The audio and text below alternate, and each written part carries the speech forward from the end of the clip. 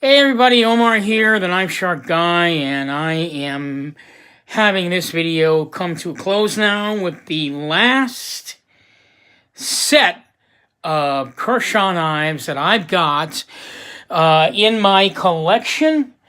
It is 50 knives in all, or as of today, 49. One of them is being sent out to be worked on. I cannot wait to get that back because I have no idea what it's going to cost me. So, let's go ahead and continue on with the final video of my entire collection. This is part 4. Switch that around. I like to save the best for the last. So let's go ahead and continue on. So this is no stranger knife at all. The Kershaw Blur. Once again, in a new variation.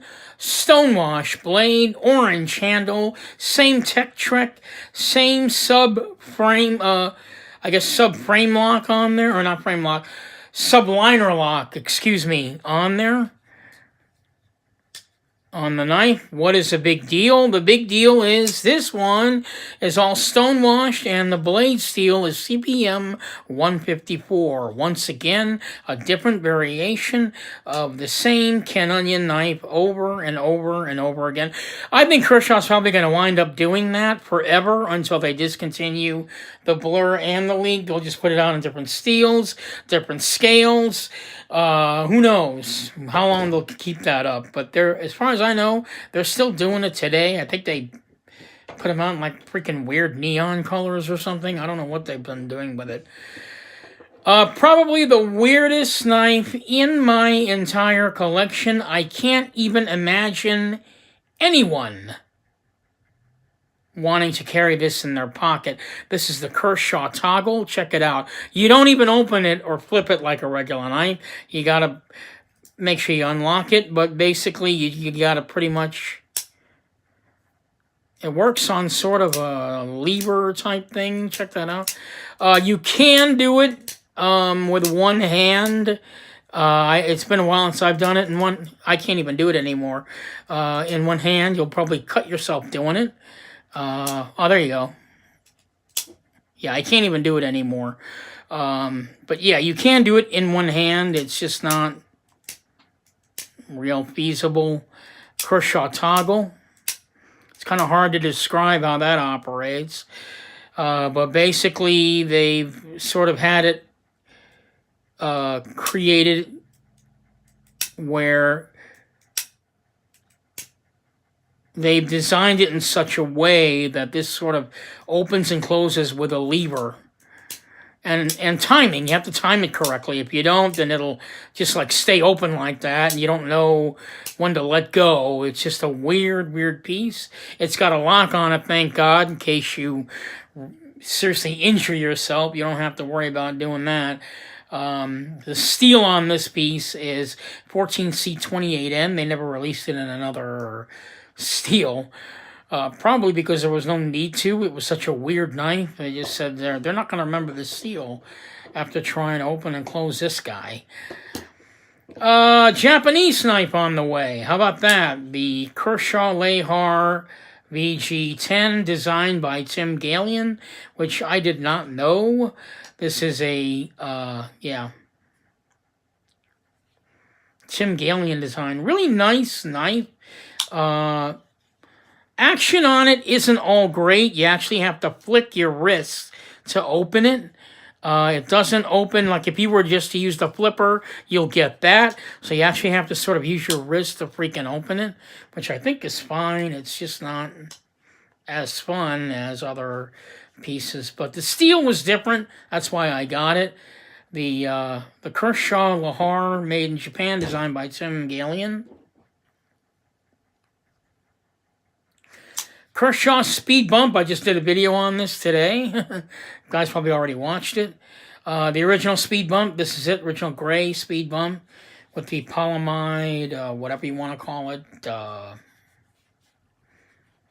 texture to that, and the stud lock.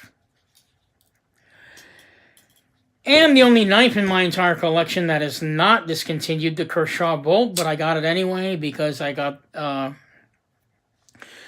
the Kershaw, this is the Kershaw Bolt 2, sorry, 3650, excuse me.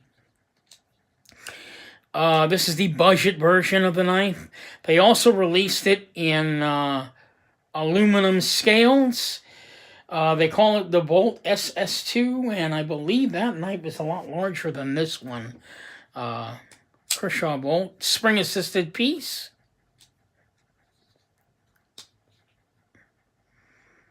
Nice backspacer. Just a really nice basic design by my favorite designer, R.J. Martin. Steel on it is HCR Mauve 13. Steel on this is HCR 13. I'm sorry, 13C26 N for this Kershaw Speed Bump Gray. And finally, I saved the best for last, guys. Why? Because I love you guys. This is the Kershaw Rogue, one of two early automatic knives released by Kershaw in the early 2000s. It's the Kershaw Rogue. A word about automatic knives, by the way, at least with Kershaw, they can guarantee you'll have flawless openings for 10,000 cycles. So you can do this 10,000 times, and it'll open, close. Kershaw Rogue, this is also designed by R.J. Martin, by the way. That's why I also got it. I found out he designed this puppy, so I had to go have it. If anything goes wrong with the mechanics of any of your knives, feel free to send them over to Kershaw. I've done that to two of my collectibles. One of them, the stud lock broke off on it, and Kershaw just replaced it and made it as good as new. I couldn't even tell that it was replaced or whatever. It just gave it back to me with completely unchanged. So there you guys have it. The first half of case 4. I'm going to go ahead and put these knives away right now and do the final knives in my entire 50 collection of Kershaw discontinued pieces. So I'm going to go ahead and bring it out right here.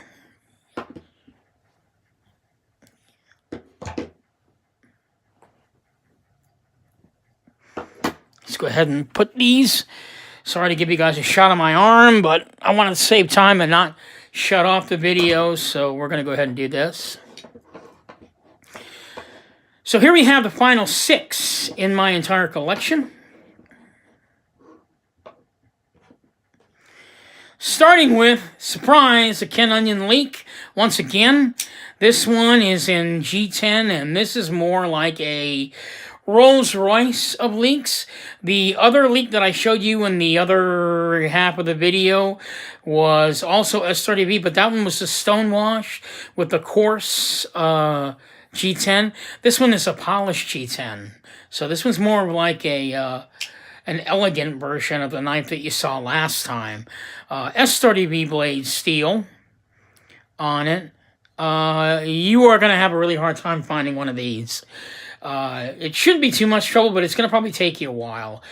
People who have this piece in their collection, they tend not to give it up so easily.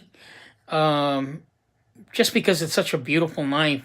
Probably the most beautiful looking Kershaw leak they've ever come out with. Probably what I would have done with this piece, though, maybe have gold screws in it.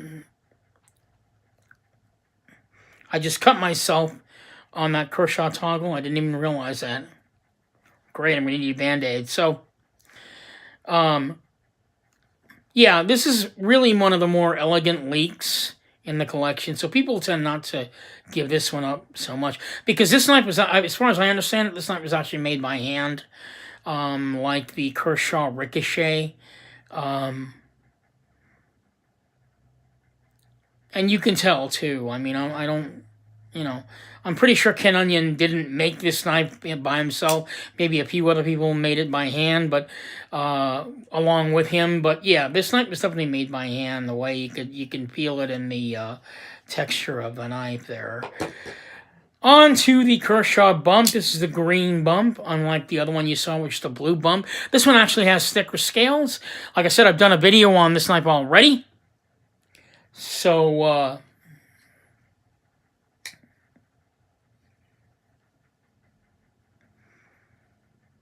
yeah. If you get the green one, you're going to want the blue one because it's a completely different knife. The scales are thicker on the green than the blue. Plus the fact that this knife was, they made, I believe it is 500 of these. I got serial number 243 out of 500. And the other knife, the blue titanium bump, they made 1,000, which is kind of weird because the blue titanium bump is actually rarer to get than the green, and they made less of the green, and you can get the green easier. I don't know why that is. I refer to this knife, the Kershaw Boa, as my Joker knife. This is the multicolored boa, kind of reminds me of the Joker, with all the weird colors on it, the pink and the black and the, I guess, the weird blue color on it. Kershaw Boa, the steel on it is 440V steel instead of S60V or S30V. Now it's in 440V. It is no longer black DLC coated. So there you have it. Another Ken Onion design knife. This is the one that this screw here popped off. I couldn't find it. I sent it into Kershaw. I told them they no longer make this knife. They said, bring it in, we'll repair it. So they repaired it, and it's good as new. Kershaw Mini Mojito. Now, this is probably one of the few knives I don't understand. They have this lock on it. I don't understand how it works. But apparently, they designed it so you'd actually have to make sure that you flip it with your finger over both the silver and the black in order for it to deploy. Because if you don't, the knife won't deploy. So I'll show you. See, I'm only holding it on one side of my finger. And now you guys can probably understand why it doesn't make any sense. But they call it a lock, and I just don't see why they couldn't just make it a regular flipper. So basically, I would have to hold it with both fingers, with the entire finger holding both the black and the silver, and not just one or the other. I don't get that, but that's pretty much how it works. So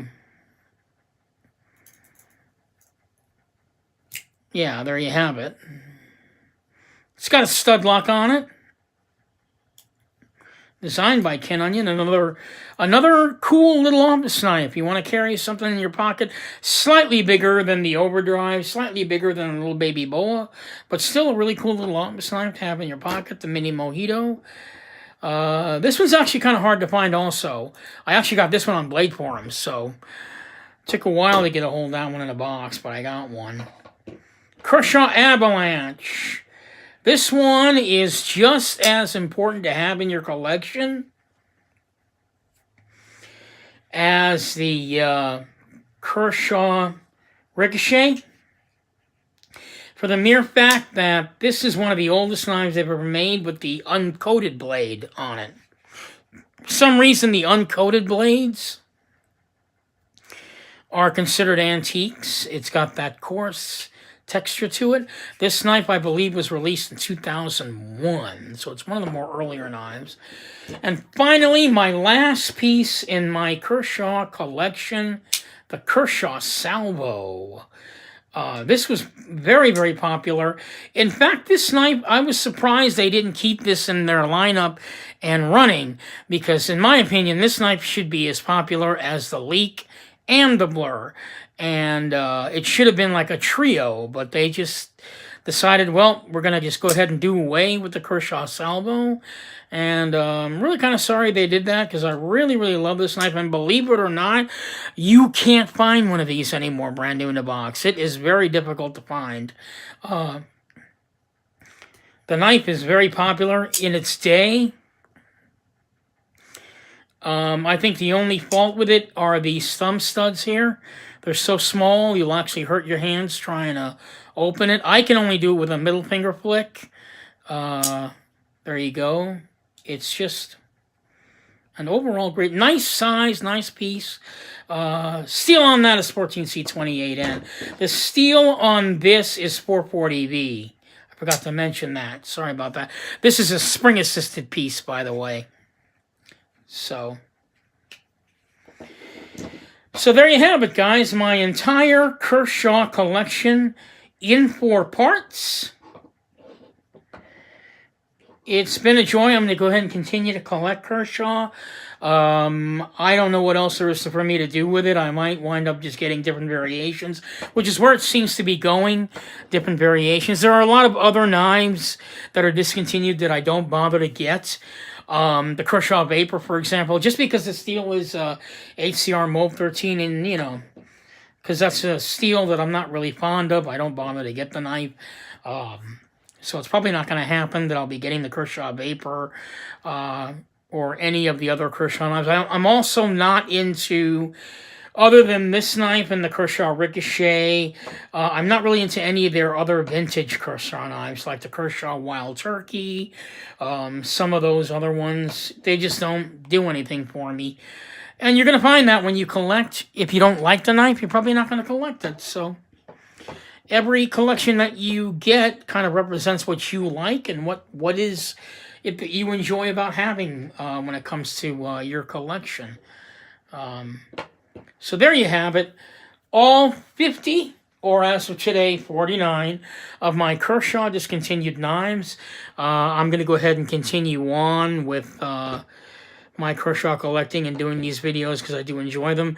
Once I've decided my Kershaw collection is ending, we'll probably wind up doing customs, but don't be surprised if you only see 1 or 2 videos every 3 months, because, you know, customs ain't cheap.